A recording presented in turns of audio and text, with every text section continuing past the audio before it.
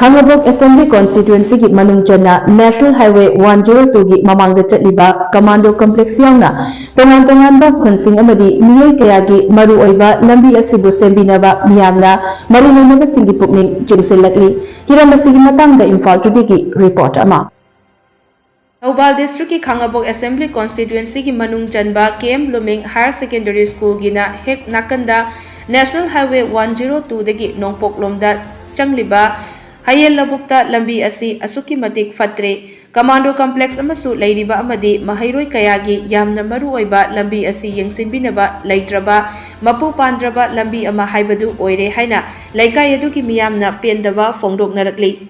Hiramasigi matangda Sport Culture and Educational Organization SCEEO Khangabok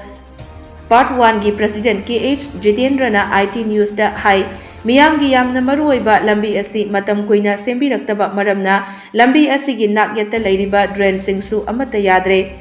lambi asi da leiriba culvert singsu loina kaire khongna chatpa fauba khudongthiba thokadra haiduna mipainare nongju tha amuk oiraklabadi mi amata mapan thokpa yadabagi fibamda leire local MLA su hiram asidadi maming tangaire Miyam gi amadi Commando Complex asigi amata ngairaba yamna maru oiba lambi asi sembinaba DC Thobal da su wakat jakhiba laikre hairaduna Miyam gi yengbiraga lambi asi Athubada sembiyu Chayolamagi manungda mari leinaba singna lambi asi sembiraktrabadi lambi asi da chatliba Commando Complex asigi Gari amadi atai Gari Khudingmak chatpada athingba Thamlagani Akoigi National Highway 102 dagina akoigi Hello Taba Lambel mafam ase yamna maru oiba lambel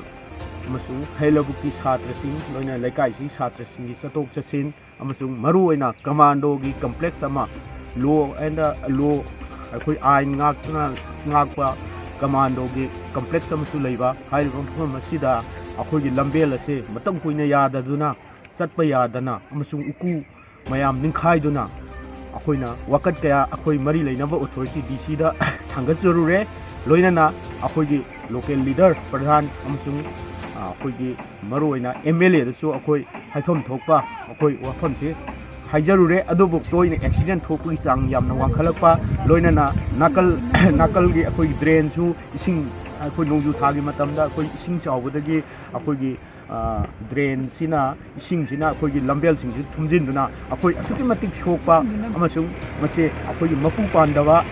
haibado akoigi Khambok soro ang amasung asi oire haina lojai loinana mase maru oiba akoigi authority na Manipur government na akoigi wariba praja sing chaliba lambel asi sibu athu matam sembi naba masi kariguma sembi dab targa di akoina haiba lambel ase akoi Commando Complex chaliba lamben si Commando gi chathuk chasing gari su akoi athu matam da thingjin jaragani loinana lumit akoi yamlabda numit tramngani matam cha akoi pijari masi matam sida akoina government ge maikai da hanna jengbi da targa de haiba lambel sida akoi Commando gi gari amsung maru oiba akoi official government ge official oiba gari su akoi chamun jaro haina Laikai adugi Maira Paibi Secretary N Anitana haikibada chahi kun hena yengsinbiraktraba mapi mapa laitraba lambi ase sembinaba mari leinaba khudingmakta wakat jarure adubu kanamatana tabidre hairaduna Mars ki tara manga faubada mari leinaba singna yengsinbiduna lambi semnabagi thajaba pidrabadi amadi semba haudrabadi makhal khudingmakki gari sing amata chatpa yaroi haiki ire sahi kun hena sok laga leiraba lambi se mapi mapa Pandava, akoina wakalabu khudingmak tabidaba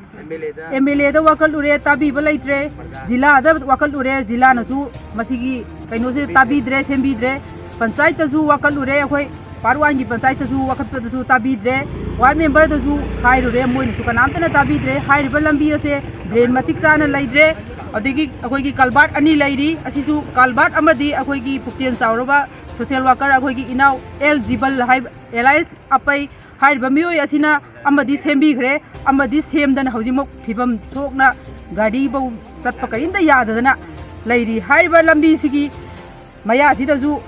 Commando Complex amasu leiribani Commando gi isilinau singju moi gi reserve line da 24 hours chatpa dani aduga moina su kari gumim da sembi ba leitre aduna hairba lambi ase drain matik chana sembi daba adi lambi si sembi daba taraga di akoi tang tara manga gi ꯃꯇꯨꯡꯗꯒꯤꯗꯤ ꯀꯔꯤꯒꯨꯝꯕꯤ ꯑꯃꯇ ꯆꯠꯄ ꯌꯥꯔꯔꯣꯏ ꯍꯥꯏꯅ ꯑꯩꯈꯣꯏ ꯋꯥꯔꯦꯞ ꯑꯃꯠꯇ ꯑꯣꯏꯅ ꯂꯧꯃꯤꯟꯅꯔꯦ